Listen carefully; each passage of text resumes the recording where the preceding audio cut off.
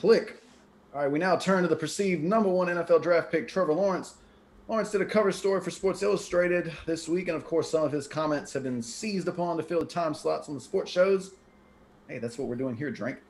Lawrence said many things for his Sports Illustrated story, but the phrase most talked about surrounds him saying that he does not have a huge chip on his shoulder.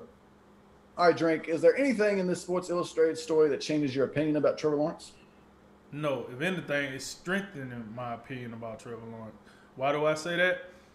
He seems to be a guy that's come to grips to what he is, what he does, who he is, how he's perceived, and the environment around him.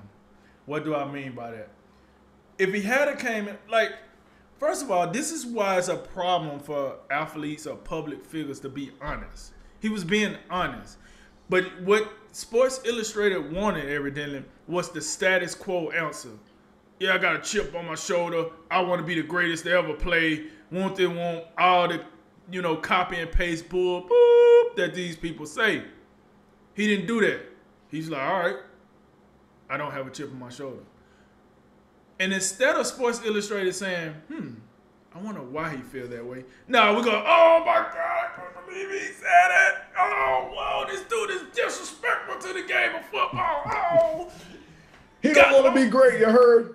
You know what I'm saying? He want to play this alpha male game, and he don't want to be great. He want to grow his hair out and have his cool Ray-Bans on. We ain't got time for this. Who does this guy think he is? Well, he think he's Trevor Lawrence. The same Trevor Lawrence that been the best thing sliced since 10th grade in high school. That's who he think he is. Listen, and from everything I hear, it's not like Trevor Lawrence came from a poverty-ridden community. He seen his family is doing well for themselves. So even if he didn't play football, he'll be doing something else. He's very confident within himself, where he don't got to sit out here and make, extra motivation for himself. He plays the game. He feel like he plays the game well. He feel like he plays the game as good as he can play the game. He don't need to prove anything else. He's been #1 since it's been football his whole life. So I would like for somebody to explain to me, why in the hell would he have a chip on his shoulder? Is it a problem not to have one? Can you not live life without having a chip on your shoulder? Like, I don't understand why every player comes in got to be this ultra aggressive, I want to win, I'm hungry, foaming at the mouth. No, you know what I'm saying? What are we talking about here? He's fine. He's okay. He's cool. He's not Josh Rosen with a inflatable jacuzzi in his room and he's just getting ridiculous with it. He's not doing that. He's just saying, listen, I don't have a chip on my shoulder. Football is football, but it's not my everything. I have other stuff that I'm interested in. You know who else sounded like that and went #1 overall just recently? Myles Garrett. You know what Myles Garrett said in his draft process? He was like, oh, it's cool, but I'm more into other stuff. He said that. He said football was not even his priority. He's just good at it. And look, what do you know? He's good at it. Look what he's doing. He's wrecking havoc. Oh, man. Bam. Helmets. He might get a little off the rails. But listen, at the end of the day, when you actually think about it, that's what the NFL want, right? They want that type of craziness. They want, oh, yeah. Yep. Step into a Slim Jim. They want all that, right? But when a player comes with a cool level head and says, I ain't got no chip on my shoulder. I'm coming here and play my game. You know what I'm saying? I'm going to be the best Trevor Lawrence I could be. I'm going to be the best, me.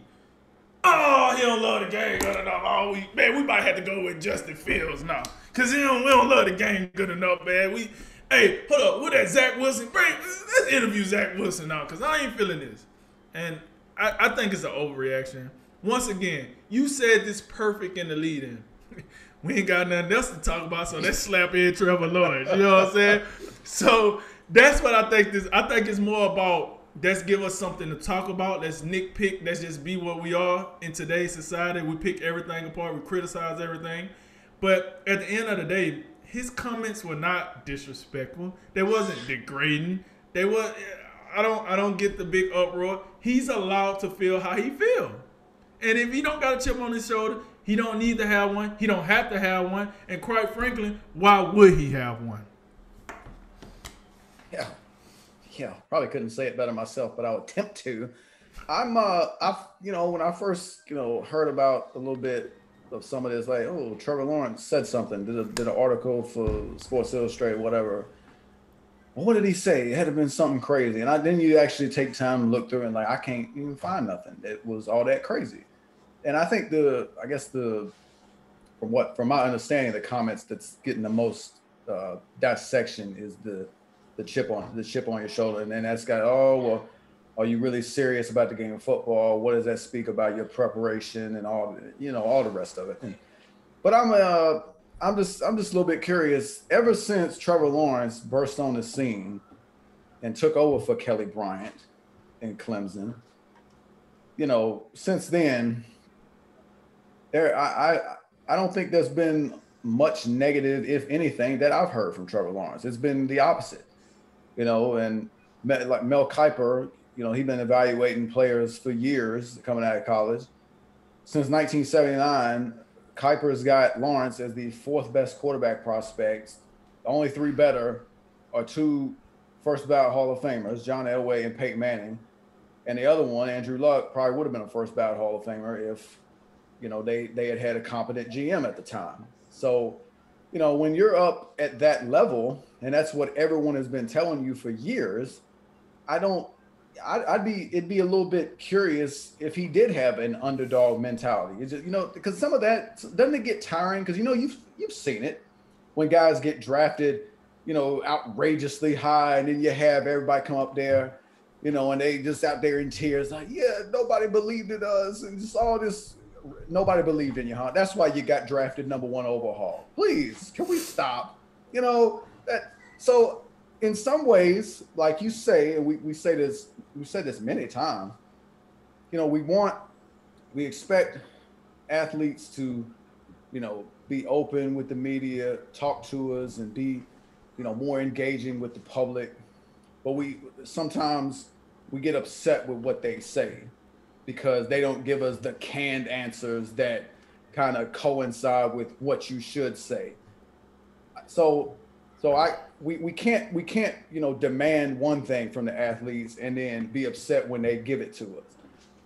I didn't have really any problem with anything he said. I think I thought a lot of things what he said was very mature. They come from a perspective to where you're actually taking into account some type of forward thinking mindset, because I think it's not the easiest thing to be of that age and be thinking long term, because nobody plays football forever, and in this day and age where we're concerned about player health and safety due to concussions and all the rest, we've seen guys retire at younger ages, many a time, whether it's Chris Borland, whether it's Luke Kuechly, and there's several other examples we can get into.